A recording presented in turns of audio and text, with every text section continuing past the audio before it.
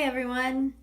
I'd like to send you a hello, and we're going today to talk about the hands. This is a really big piece of the bowspring alignment, the subtlety of the details of the wing tips, right? The places where we sometimes bear weight with the whole hands and sometimes just use the sensitivity of our fingertips for traction or for little balance or to feel the uniform tone of the sleeve of the whole arm.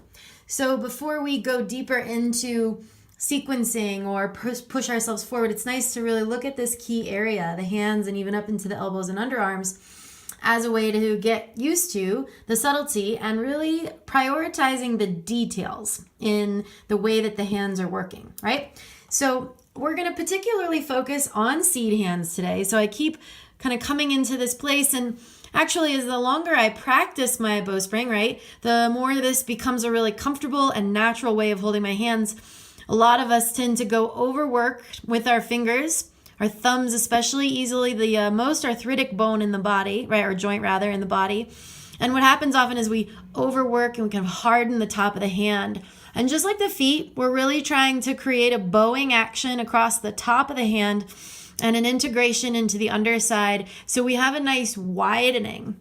The center of the palm, right, you can imagine is like coiled energy. So as you wrap the fingers gently, right, you're not going to close your fist completely because you want that energy to stay where it can actually pulse, where it can give you a sense of springiness, right? Just like, again, the paws, the wings really are the wing tips.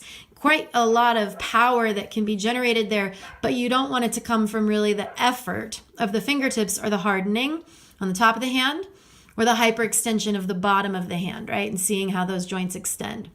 So what I like to really create is the direction into the position, right? So you can say seed hands, right? But there's ABCs. There's this process to get into seed hands. And if you soften the fingertips and squeeze the base of your wrist and then broaden your hand as the fingers curl in a staircase fashion, right? Where the index knuckle in the middle is the furthest away from the outside pinky finger, right? And the thumb pad pushes against that knuckle. So you staircase the fingertips, holding a broadening in the center of the palm. And then as you squeeze the sides of your hand to create a sense of suction, you push thumb into index knuckle, right? And that's that subtle detail that allows actually a strengthening, right?